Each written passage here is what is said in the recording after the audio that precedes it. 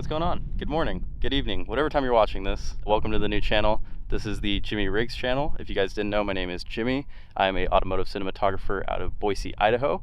And yeah, this channel is going to be me documenting just the fun stuff when it comes to cars, working on them, hanging out with friends, going to events, yeah, and just enjoying it. I figured it's been a long time coming that I make something like this so I can enjoy looking back on some of the memories of working on my cars. So yeah, without further ado, I figured we'd start with the car that started it all, my 1991 Rocket Bunny Mazda Miata.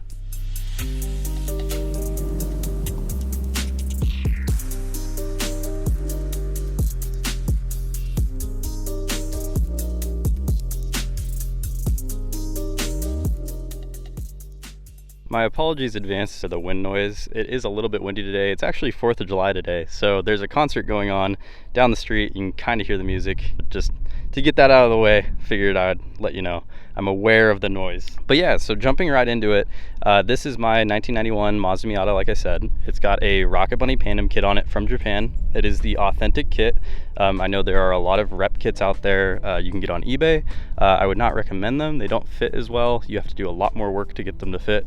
But yeah, so this is the car. I've gotten a lot of questions about it over the years, so I figured I'd just go down the list and start answering stuff and walk around the car and kind of just give you guys a tour. So starting off with the biggest part of the car, the wrap that it has on it. This car is actually primered underneath, so I'll pop up some photos of it and kind of tell you guys the backstory of how I got this car. When I was 16 years old, I bought this Mazda Miata for $3,000. It had a 1.6 in it, and it had a turbo kit on it with a S15 turbo. But yeah, it's wrapped in Avery Dennison gloss gold sparkle. It looks really good. The wrap was done by Creative Wraps a long time ago now. It's been, shoot, 3-4 years. I couldn't be happier with the color of it. Really like it. I am going to eventually paint it though. I'm not gonna lie to you guys. Wrap is cool, but I really like having the painted aspect of a car. I like being able to see the door jambs painted, knowing everything's super protected. And there is a fire truck somewhere in the distance.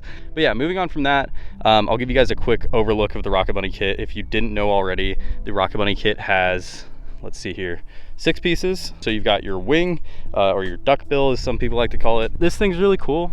Fits really well. I really enjoy it. You've got your rear fenders that are, I don't know how many millimeters wide, to be honest. I should have probably looked it up before I did this video. And then you've got your front piece, which is a fender flare as well, but comes down to integrate into the factory spot where your factory fender would go. And then you've got this really cool front lip from Rocket Bunny that I really enjoy. It does take a little bit of finagling to fit it properly. I will say that these side pieces still don't fit how I want them to, but that is due to my bumper sitting out in the sun when I first built the car, and it deformed my bumper a little bit. So if you have a bumper that hasn't been messed up from sitting out in the sun, not on the car, you should be okay. Next thing on the list, we've got some octane lighting with LED conversion. These look really good. I like them because they look semi-factory. They just look a little bit more clear than your stock headlight, but they have a lot higher light output, and I really enjoy that because if you drive a Mazda Miata, you know that the headlights are like Jeeps. You can't see anything, and they're not terrible, but they're pretty bad. So I would recommend upgrading your headlights. That's one of my favorite modifications that I use on a daily basis. So yeah, that's the lighting. Everything else on the car is stock to my knowledge.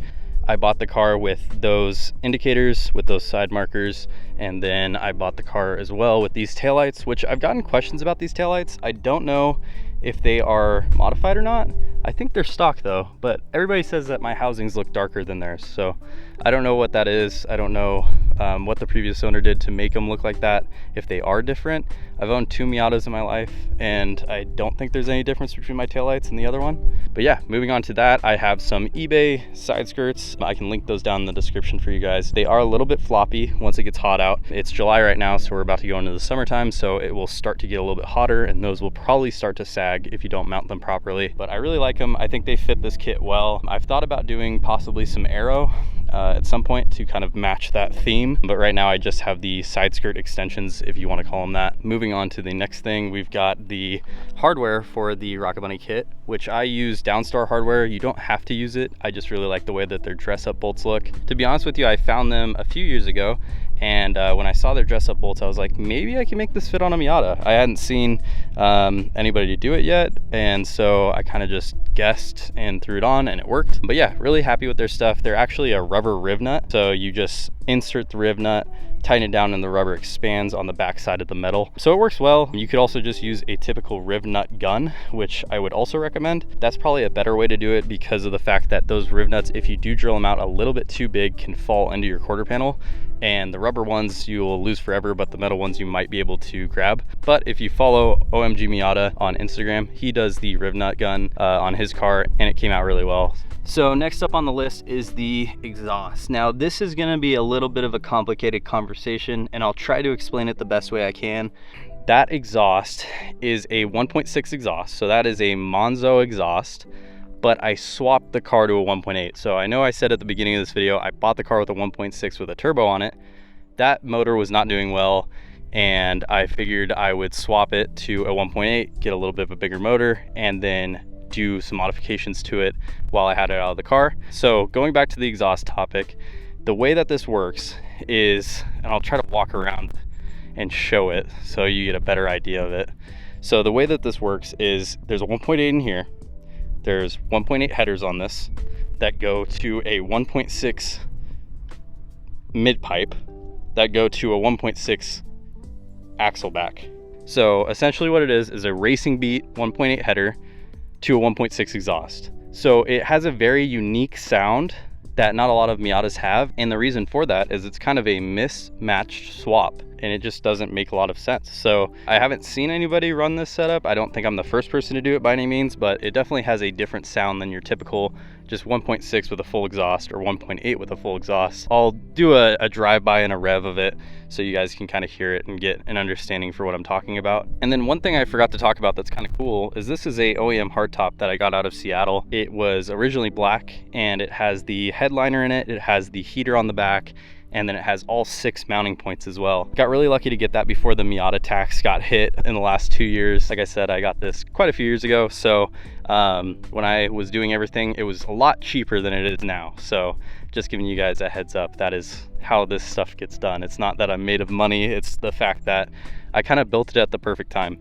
So moving on to the interior, I'm gonna hop into this thing just so it's a little bit easier to film. So starting off with the thing that's most in your face, the Moss Miata steering wheel. I really like this steering wheel a lot, but I'm going to be swapping it out, and I'll explain why in a little bit. Right next to it though, I've got a new center console that I got from Moss Miata as well. It needs the wood trim put back on it. The previous one was pretty broken, so I ended up replacing it so it wouldn't rattle, and now I need to just put this wood back on. But everything else in this interior is pretty factory. I've got 2 gauges, one's a boost gauge, one's an AFR gauge. The boost gauge is no longer functioning because the car is no longer boosted, but the AFR gauge does work, turns on, reads, everything like that. I did rebuild the shifter as well, so this is a fully rebuilt shifter with a likewise shift knob on it. It's pretty notchy, I like it a lot. And then over here, we've got the LRB door cards. They're just full metal raw door cards with the original leather up top. They do okay. I like them. I like the way they look. I like the way they feel, especially because they don't affect the space in the interior. They actually make it a little bit bigger, feel a little bit bigger, but they do rattle a little bit. So I'm not a fan of that. Hopefully somebody has a solution that they can tell me down in the comments on how to kind of ease the rattling of these, because sometimes they will get a little bit loose and it'll start to bug me when I'm driving. Other than that, I've got this leather seat that was original to the car, just obviously your standard center console, all that stuff. And then I've got a hard dog harness back here, and this harness bar will eventually be used for the thing that I'm sitting in right now. So I'm gonna hop out of the seat, and then I'll give you a little bit of details on this driver's seat. All right, so hopping out of this driver's seat, this is a Bride Zeg 2 bucket seat. It's on planted rails, and I really like it. It fits me really well. It's a 32 waist seat, and I got it from Get Japan. They do pre-owned seats and stuff on their website that they import in, and it makes it a little bit more cost effective when you want something cool for your car. And the upside to getting stuff from Japan, if it's a driver's seat, is the fact that all the wear and tear is actually on the passenger side, or facing the passenger side, when you put it in a left-hand drive car. So I will be able to kind of clean this up a little bit and make sure it doesn't rip through, and it'll get no more damage because it won't be getting slid in and out of. This is the side that'll get slid in and out of. So it's one thing you kind of want to think about when importing parts. Sometimes it might have a little bit of wear on it, but it might not be in a spot that's going to be worn anymore once you put it in the car. So yeah, this seat's really cool though, and it also barely fits in the car. So I'll show you right now. So if you can see that, it is pressed right against the door panel, but it does fit. So if I release the door, it puts a little dent in the door card, but it fits. So if you guys really want a bucket seat in your car and you want something that you know will fit, Bride's Egg is the seat to go with. All right, so moving on from the interior to something a little bit more complicated, we're gonna be looking at what's under the hood of this thing. So as you can see, you're probably wondering, Jimmy, what the hell am I looking at? I know, it's a little bit dingy, it's a little bit dirty. This, full disclosure again, when I was younger, didn't know what I was doing, so I airbrushed the entire engine bay. None of my friends told me it was a bad idea. I don't know why they didn't, but yeah, so just a heads up, it does have some, you know, bronze airbrush all over the engine bay, but it is flaking off in certain areas. So yeah, it's not ideal, but like I said, eventually I'm going to be fully restoring this car and bring it back to its former glory, painting the engine bay, painting the exterior, painting the interior, going all the way out with it. So stay tuned for that. I will be getting this thing dialed in eventually, but for right now, this is how it sits. So giving you guys a breakdown of this, so I obviously still have the hot air intake. That's something that needs to be swapped pretty soon. But yeah, so got that. This is connected to an air sensor, airflow sensor, that is then connected into the old MAF sensor that is zip tied to my headlight housing. So not the best way to do it, I'll be honest, but it works. It definitely works. If anybody has any recommendations on how I can clean that up, I would really appreciate it, because right now it is janky and it kind of drives me crazy. And I'd like to start cleaning this engine bay up a little bit. Right behind it though are the Racing Beat headers that I was trying to address earlier. They are 1.8 headers. This is a 1.8 engine. If you guys didn't know, fun fact, this is how you can tell if the valve cover has raised letters. So yes, this is a 1.8 swapped into a 1.6 chassis. And this thing's a little bit banged up because it had a turbo kit on it and stuff, so some stuff is cut and kind of fabbed to just make it fit. But this car does not have power steering, it does not have AC, it is very raw in terms of what it has. So this is where things start to get a little bit complicated. So this is a 1.8 intake manifold, 1.6 throttle body with a Flying Miata adapter plate, and then it has an electronic throttle body controller that I added aftermarket.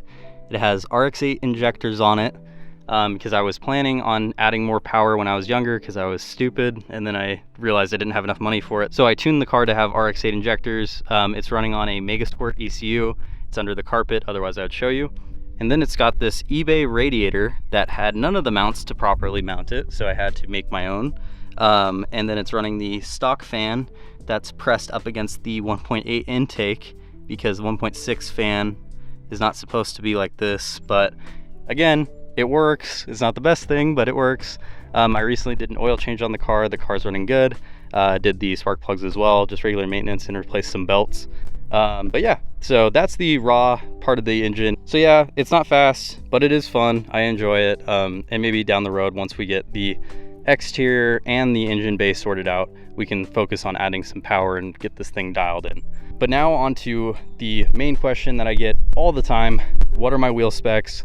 What tires am I running, and what suspension am I running? We'll answer it right now. All right, so jumping right into it, these tires are the Federal 595 RSs. They are in a 225/45 R15. So yes, these are 15-inch wheels. These are 225 tires on front and rear, a little bit more stretched in the rear if you can see that.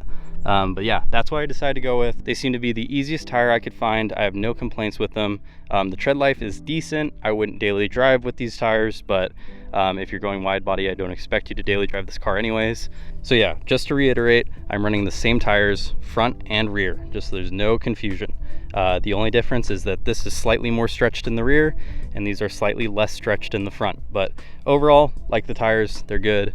They're good for the price especially as well. So those are the tires I went with. There are probably better options if you're trying to do track oriented stuff, but in my case, I just street drive my car currently. I would like to take it to a track eventually, and then maybe I can tell you guys what those tires feel like on the track as well. But yeah, I would consult with the Miata forums if you're really looking for a special compound for your tire. Don't make my opinion the end all be all, but that's what I decided to go with, was the Federal 595 RSs. Okay, so now that we got the tires out of the way, here is the last part, and this is my only disclosure that I'm going to give you guys. These wheels and tires will not let you go full lock. I'm letting you guys know now. The guys that you see that are running 13-inch wheels cannot steer their car. That's why you don't see videos of them turning or driving super hard or drifting, whatever it is. It takes a ton of fab work to be able to make wheels and tires fit like this. But this setup that I have took very minimal work and works pretty well and gives you a very nice look to the car. I think it fits really well with the fenders and everything. But I'm just giving you guys that disclaimer. You'll lose about, I'd say 15 to 20% of your steering when it comes to going full lock.